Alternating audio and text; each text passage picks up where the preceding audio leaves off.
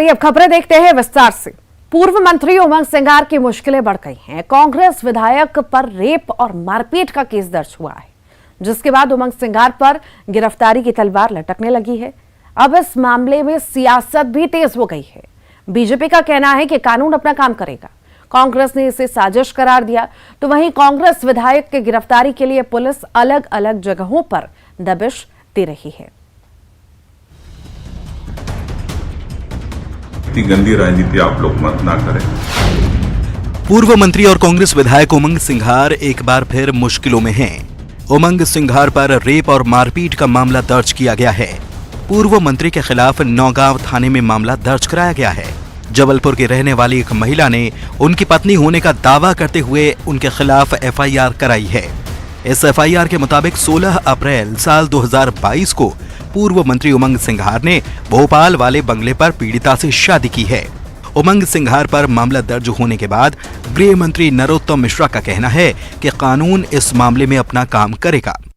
कांग्रेस के राष्ट्रीय सचिव, गुजरात चुनाव के सह प्रभारी, पूर्व मंत्री वर्तमान विधायक उमंग सिंघार जी पर धार जिले के नौगांव थाने में शादी का झांसा देकर दुष्कर्म, मानसिक रूप से प्रताड़ित करने का आरोप उनकी पत्नी ने लगाया है। पुलिस द्वारा जानकारी दी के अनुसार इनकी और भी पूर्व में पत्नियां थीं। पुलिस ने 498A, 323, 376, 2N, 377, 294, 506 सहित अन्य धाराओं में मामला नौगांव थाने में धार जिले में दर्ज किया है। वहीं इस मामले पर सर्दी के मौसम में भी मध्य प्रदेश की सियासी तपिश बढ़ चुकी है। बीजेपी ने इस मामले को लेकर उमंग सिंघार को निशाने पर लिया है। उमंग सिंघार पर एफआईआर के बाद गृह मंत्री नरोत्तम मिश्रा ने ट्वीट कर प्रियंका गांधी पर भी निशाना साधा, तो वहीं कांग्रेस ने सिंघार का बचाव किया। कांग्रेस ने आदिवासी विधायक को परेशान करने के आरोप बीजेपी पर लगाए हैं। उमंग सिंघार को पहले भी घेरने की कोशिश की थी। जब राष्ट्रपति जी का चुनाव था तो 50 लाख का उनको ऑफर आया था। सब तरह के ऑफर बीजेपी की ठुकरा रहे हैं। राहुल गांधी जी की पदयात्रा आ रही, ये एक तरफ तो ये आदिवासियों की बात करते हैं, अलग अलग एक्ट लेके आने की बात करते हैं, और दूसरी तरफ आदिवासी विधायक पूर्व मंत्री को एफआईआर दर्ज कराने। इस पूरे मामले में पहले जांच होना चाहिए। इस तरह से एक आदिवासी विधायक को प्रताड़ित करके ये बाकी लोगों को जिसमें जो फेल हो गई है ये। वहीं पूर्व मंत्री उमंग सिंघार की गिरफ्तारी के लिए पुलिस एक्शन में आ चुकी है। भोपाल से लेकर धार तक उमंग सिंघार की तलाश में पुलिस की दबिश जारी है। राजधानी भोपाल का चंदनपुरा का आप देख सकते हैं, ये बंगला है, उमंग सिंघार का बंगला बताया जा रहा है। बताया ये जा रहा है कि दीपावली के आसपास उमंग सिंघार इसी बंगले पर रुका हुआ था। हालांकि अभी फिलहाल जिस तरीके से एफआईआर दर्ज हुई है और उसके बाद लगातार भोपाल पुलिस संभावित जो ठिकाने हैं, हम कह सकते हैं उनके बंगले, वहाँ पे दबिश देने का काम कर रही है। हालांकि यहाँ पे जो ये गेट है इसमें लॉक जो है वो अंदर से लगा हुआ है। तो फिलहाल पुलिस की टीम लगातार यहाँ पे दबिश देने का काम कर रही है। और जो एफआईआर की जो मजमून है, जो एफआईआर में जिस बात का जिक्र है, उसमें इस बंगले का भी जिक्र किया गया है कि चंदनपुर के इस बंगले में विभाग के बाद जो है अलग अलग जो जगहों पर ले जाने का काम उमंग सिंघार के द्वारा किया था, जिसमें भोपाल के सरकारी बंगले का जिक्र है। इसके अलावा भोपाल के इस कलियासोत के बंगले का भी जिक्र है, जो कि सीआई फार्म्स के में कैंपस है, वहाँ पर ये बंगला पड़ता है। यहाँ पर जो है जो महिला है जिसने आरोप लगाया, उसके साथ यहाँ पे रुके थे, ये महिला ने अपनी एफआईआर में दर्ज कराया। तो फिलहाल इस बंगले पर भी बताया जा रहा है कि पुलिस ने तमाम जानकारी को जुटाने का यहाँ पर काम किया है। एक तरफ पुलिस सिंघार की गिरफ्तारी के लिए छापे मार रही है, इस बीच सिंघार की सफाई सामने आई। उन्होंने इसे राजनीतिक षड्यंत्र बताते हुए कहा कि नेताओं से कहना चाहूंगा, ऐसी गंदी राजनीति ना करें। जिस महिला ने आरोप लगाया है वो पारिवारिक मसला है। आरोप के पीछे क्या मंशा है वही बता सकती हैं। अगर षड्यंत्र रचा जा रहा है तो उन नेताओं को भी कहना चाहता हूँ, इतनी गंदी राजनीति आप लोग मत ना करें। इन जो महिला ने आरोप लगाए हैं, ये ठीक है, निजी हमारा पारिवारिक मामला है, लेकिन इन्होंने क्या सोच के लगाया, इनके पीछे इसकी क्या मंशा है, ये तो यही बता सकती है। कोई व्यक्ति अपने परिवार के व्यक्ति के खिलाफ इस प्रकार के आरोप लगाता तो बड़ा दुख होता है। जिस प्रकार से इन्होंने मुझे मानसिक रूप से प्रताड़ित किया, आर्थिक रूप से प्रताड़ित किया, उसकी भी मैंने आवेदन पुलिस में पहले दिया था। उस पर अभी तक आज तक कोई कार्रवाई नहीं। तो ये प्रताड़ना पिछले 4-6 महीने से झेल रहा था मैं। क्या मेरी स्थिति ऐसी हो गई थी कि कहीं मैं सुसाइड नहीं कर लूं। पिछले दिनों उमंग सिंघार की पत्नी के खिलाफ नौकरानी ने मारपीट और बदसलूकी को लेकर आरोप लगाए थे। अब विधायक पर गंभीर आरोप लगे हैं। Bureau report, news 18। एमपी विधानसभा का शीतकालीन सत्र 19 दिसंबर से शुरू हो रहा है और इसको लेकर अधिसूचना भी जारी कर दी गई। विधानसभा का शीतकालीन सत्र 23 दिसंबर तक चलेगा। शीतकालीन सत्र को लेकर सियासत भी तेज हो गई है। कांग्रेस ने छोटे सत्रों को लेकर सवाल उठाए और इसको लेकर बीजेपी पर हमला करना शुरू कर दिया। सत्र के दौरान कांग्रेस सदन में सरकार के खिलाफ अविश्वास प्रस्ताव लाने की तैयारी में है, तो वहीं कांग्रेस के आरोप पर बीजेपी ने भी पलटवार किया है।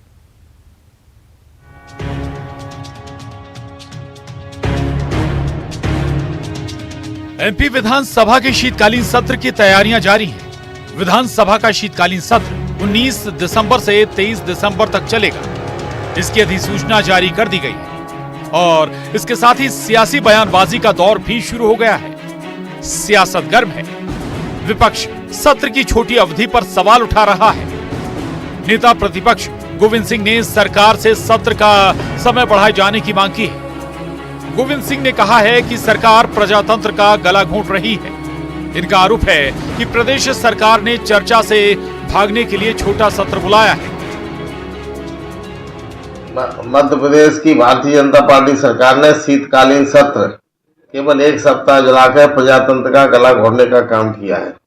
विधानसभा का अवमूल्यन लगातार भारतीय जनता पार्टी के कार्यकाल में किया जा रहा है। सरकार अपने जो कारनामे भ्रष्टाचार न खुले, इसलिए भय के कारण विधानसभा सत्र नहीं चलने देती।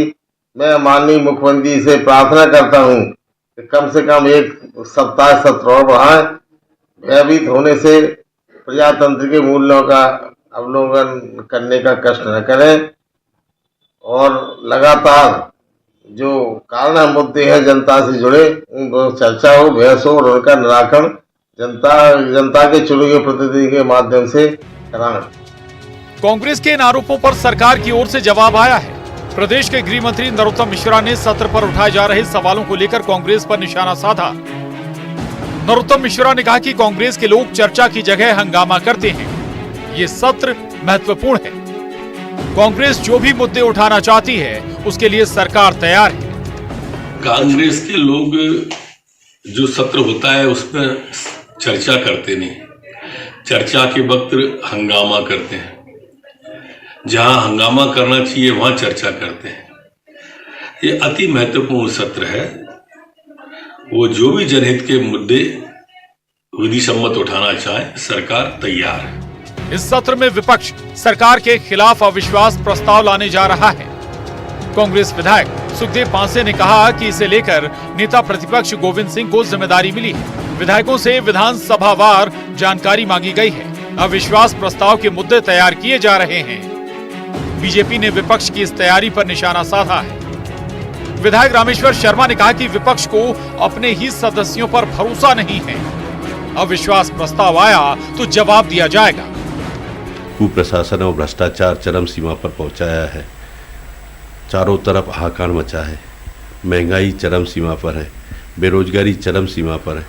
शासन प्रशासन का बुरा हाल हो चुका है और इसलिए डॉक्टर गोविंद सिंह जी का निर्देश है कि आने वाले सत्र में भारतीय जनता पार्टी के खिलाफ अविश्वास प्रस्ताव लाने की तैयारी है। कांग्रेस तो कुछ भी कहती रहेगी। कांग्रेस के प्रति ही मध्य प्रदेश की जनता का अविश्वास है। जो कांग्रेस मध्य प्रदेश की जनता का विश्वास अर्जित नहीं कर पाई, जो कांग्रेस के वर्करों का विश्वास अर्जित नहीं कर पाई, जो कांग्रेस आपसी सामंजस्य करके एक दूसरे नेता का विश्वास अर्जित नहीं कर पाई, वो कांग्रेस किसी के भी खिलाफ अविश्वास प्रस्ताव ला सकती है। नरोत्तम मिश्रा ने सत्र को लेकर ट्वीट किया है, जिसमें उन्होंने उम्मीद जताई है कि विधायक हंगामा करने की बजाय चर्चा में सरकार का सहयोग करेंगे। ये सत्र काफी महत्वपूर्ण है। इस सत्र में सरकार अनुपूरक बजट भी पेश करेगी, लेकिन ये सियासत देख अंदाजा लगाया जा सकता है सत्र काफी हंगामेदार रहेगा। Bureau report, news 18। Madhya Pradesh में राहुल गांधी की भारत जोड़ो यात्रा का रूट फाइनल हो चुका है। भारत जोड़ो यात्रा एमपी में बुरहानपुर के रास्ते 23 नवंबर को प्रवेश करेगी और प्रदेश में अगले साल विधानसभा चुनाव होने हैं। ऐसे में एमपी कांग्रेस इस यात्रा को बड़े अवसर के रूप में देख रही है। एमपी में कार्यकर्ताओं को कांग्रेस के पक्ष में माहौल होने का संदेश देने के लिए मेगा शो की तैयारी है। कांग्रेस नेताओं की कोशिश है कि जब एमपी में भारत जोड़ो यात्रा की शुरुआत हो तो इसमें काफी भीड़ जुटे। जब भारत जोड़ो यात्रा एमपी में प्रवेश करेगी तब यहां एमपी कांग्रेस के तमाम बड़े नेता मौजूद रहेंगे। तो वहीं कांग्रेस महासचिव प्रियंका गांधी भी एमपी में भारत जोड़ो यात्रा में शामिल हो सकती हैं। राजनीतिक जमीन की तलाश में कन्याकुमारी से निकली राहुल गांधी की भारत जोड़ो यात्रा अब मध्य प्रदेश पहुंचने वाली है।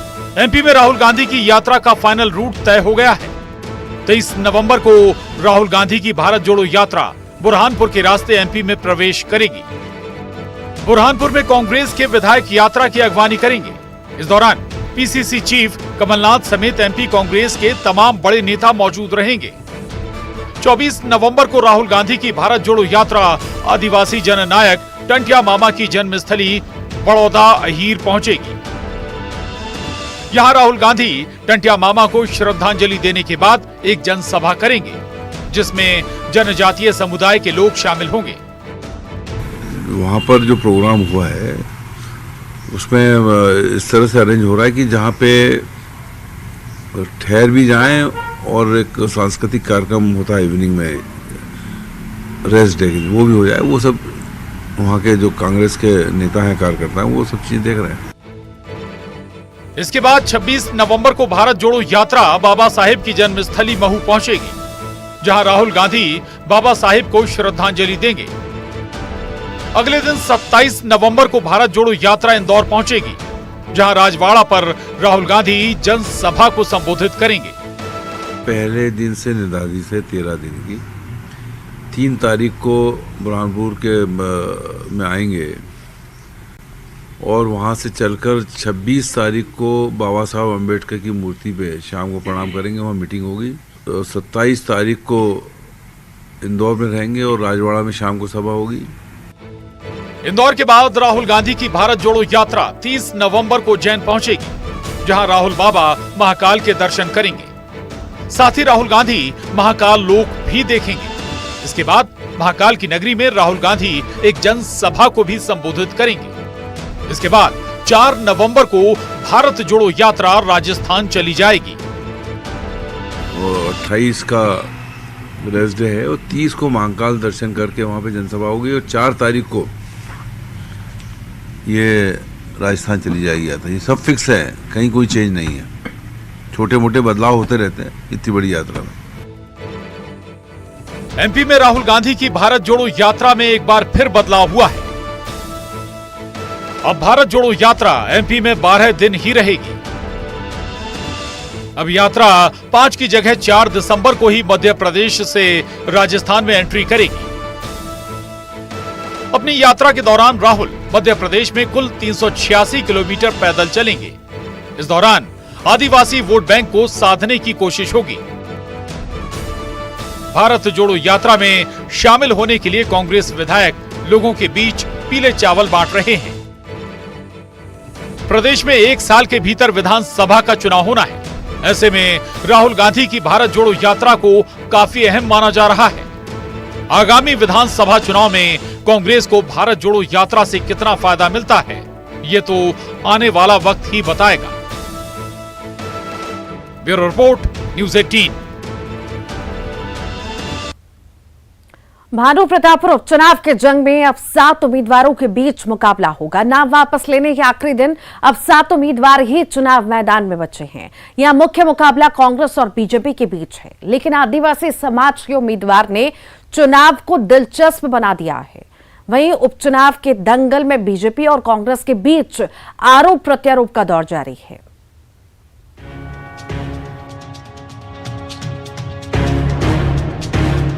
भानु प्रतापपुर उपचुनाव के दंगल में अब 7 उम्मीदवार ही अपनी किस्मत आजमाएंगे। नाम वापसी के आखिरी दिन 21 उम्मीदवारों में से 14 उम्मीदवारों ने नाम वापस ले लिए। उपचुनाव में अब सीधा मुकाबला कांग्रेस के सावित्री मंडावी और बीजेपी के ब्रह्मानंद नेताम के बीच है, तो वहीं आदिवासी समाज ने अकबर कोराम को चुनावी मैदान में उतारकर मुकाबले को रोचक बना दिया है। कई लोगों का रिकॉर्ड ठीक नहीं था, कई लोगों का जाति प्रमाण पत्र नहीं था, बैंक खाता नहीं खुल पाया, एक बुआई और कटाई का समय आ गया था, इसलिए भी लोग बाग उतना फॉर्म भर नहीं पाए और कुछ लोगों के पास पैसे की भी कमी थी, इसलिए नहीं हो पाया। अगर 400 भी भरते तब भी हम तो एक ही नाम में सहमति के विचार किए हुए थे और आज भी सभी समाज के लोग बैठे और उसमें सर्वसम्मति से मेरा नाम को तय किया गया है। श्री अकबर राम कोराम जी सर्व आदिवासी समाज की तरफ से एकमात्र जो उम्मीदवार होंगे और वही लड़ेंगे समाज की तरफ। कितने लोग नाम वापस लेंगे? बाकी करीब करीब सब। वहीं उपचुनाव की जंग में कांग्रेस और बीजेपी के बीच है और मात का खेल जारी है। कांग्रेस ने बीजेपी प्रत्याशी ब्रह्मानंद नेताम के खिलाफ मुख्य निर्वाचन अधिकारी से शिकायत की है। कांग्रेस प्रतिनिधि मंडल ने अपनी शिकायत में ब्रह्मानंद नेताम पर नामांकन के दौरान आपराधिक मामले की जानकारी छुपाने का आरोप लगाया है और आयोग से बीजेपी उम्मीदवार का नामांकन रद्द करने की मांग की है। भानु प्रतापपुर के भारतीय जनता पार्टी के प्रत्याशी श्री ब्रह्मानंद नेताम के ऊपर में 19/5/2019 को बलात्कार, सामूहिक बलात्कार, नाबालिग के साथ दहेज शोषण और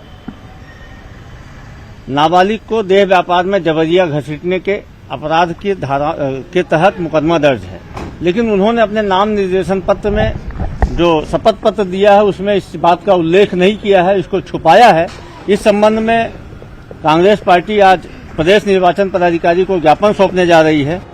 वही कांग्रेस के आरोप और शिकायत पर बीजेपी भी कहां चुप बैठने वाली थी। ब्रह्मानंद नेताम पर लगे आरोप के खिलाफ बीजेपी नेता चारामा थाने पहुंचे और पीड़िता का नाम सार्वजनिक करने का आरोप लगाया। नाम सार्वजनिक करने वाले कांग्रेस नेताओं के खिलाफ एफआईआर दर्ज करने की मांग की है। ब्रह्मानंद नेताम पर कांग्रेस के आरोप पर बीजेपी प्रदेश प्रभारी ओम माथुर ने पलटवार किया और कांग्रेस पर आदिवासी समाज का अपमान करने का आरोप लगाया। साथ ही कांग्रेस से सवाल पूछे कि अगर कुछ सच्चाई थी तो 2019 के बाद से अब तक कहां थे? स्क्रूटनी के दिन तक कांग्रेस के लोग कहां थे? चुनाव में पिछड़ता देख सरकार बीजेपी उम्मीदवार को अपमानित कर रही है। वहीं ओम माथुर के आरोप पर सीएम भूपेश ने तीखा हमला बोला है। उन्होंने कहा कि अपराध 2019 में पंजीबद्ध हुआ था, केंद्र और झारखंड में बीजेपी की सरकार थी। ये एक तरह से संपूर्ण छत्तीसगढ़ की आदिवासी जनता का अपमान है।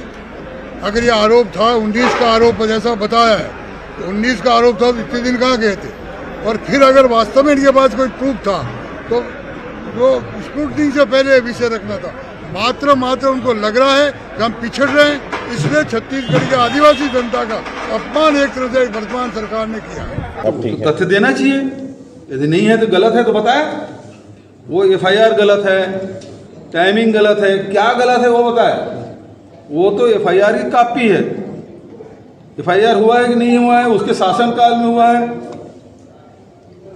केंद्र में राज्य में दोनों जगह झारखंड में उनकी सरकार थी, उस समय एफआईआर हुआ है, उसमें कार्रवाई भी हुई है। तो क्या बलात्कारी को कैंडिडेट घोषित किए, क्यों उसको छुपाया गया है? तो रमन सिंह को बताना चाहिए, भारतीय जनता पार्टी को बताना चाहिए।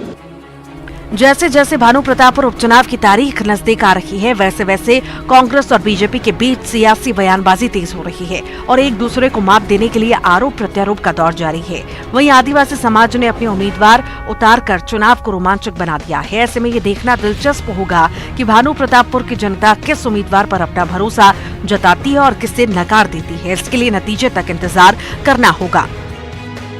भानु प्रतापपुर से खेम नारायण शर्मा के साथ ब्यूरो रिपोर्ट, न्यूज 18।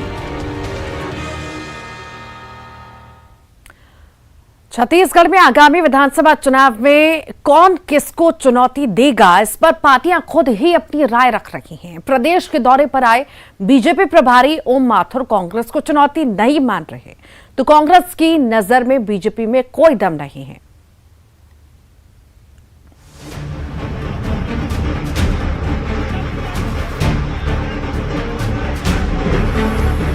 छत्तीसगढ़ में 2023 में विधानसभा का चुनाव होना है। पिछले चुनाव में बीजेपी को कांग्रेस ने सत्ता से बेदखल किया था। इस बार भी कांग्रेस की कोशिश बीजेपी को सत्ता से दूर रखने की होगी, जबकि बीजेपी के लिए सवाल साख का है। पार्टियां चुनावी मोड में है और चुनाव से पहले चुनौतियों पर मंथन का दौर जारी है। बीजेपी के लिए चुनौती कांग्रेस को कहा जा सकता है, लेकिन पार्टी के प्रदेश प्रभारी को ऐसा नहीं लगता। प्रदेश के दौरे पर बीजेपी प्रभारी ओम माथुर ने कांग्रेस को चुनौती नहीं माना है। इन्होंने उत्तर प्रदेश के चुनाव का हवाला देते हुए कहा कि ऐसी कई चुनौतियां आईं और गईं। ओम माथुर ने कहा कि एक बार फिर यहां बीजेपी की परमानेंट सरकार बनने वाली है। भारतीय जनता पार्टी हर चुनाव को चुनौती मान के चलती है और इसलिए भारतीय जनता पार्टी चाहे छोटा हो चाहे बड़ा हो चुनाव, और हर जगह चुनौती। और मेरे सामने ऐसी बहुत चुनौतियां आई है। आपने 2016-17 का उत्तर प्रदेश भी देखा होगा, इसलिए मैं छत्तीसगढ़ को कोई चुनौती नहीं मानता। निश्चित रूप से आने वाला समय छत्तीसगढ़ के भारतीय जनता पार्टी का होगा। ओम माथुर के इस दावे का आधार क्या है ये तो बीजेपी जाने, लेकिन फिलहाल प्रदेश की सत्ता कांग्रेस के पास है। पार्टी का प्रदर्शन प्रदेश में काफी बेहतर रहा है और ऐसे में कांग्रेस भी बीजेपी को चुनौती नहीं मान रही। ओम माथुर के बयान पर सीएम भूपेश बघेल ने पलटवार किया है। 2018 में दिख गया उनका, और अभी लगातार जो उपचुनाव हुए उसमें दिखे, भानु प्रतापपुर में दिखे। 2018 में दिख गया उनका, और अभी लगातार जो उपचुनाव हुए उसमें दिखे, भानु प्रतापपुर में दिखे। इलेक्शन के पहले दावों का दौर जारी है। बीजेपी हो या कांग्रेस, दोनों ही पार्टियां खुद को दमदार बता रही हैं और एक दूसरे को चुनौती मानने को कोई भी तैयार नहीं है। अब किस में कितना है दम, ये फैसला जनता ही करेगी। रायपुर से न्यूज़ 18 के लिए अवधेश मिश्रा की रिपोर्ट। और इसी के साथ ही फिलहाल के लिए इतना ही।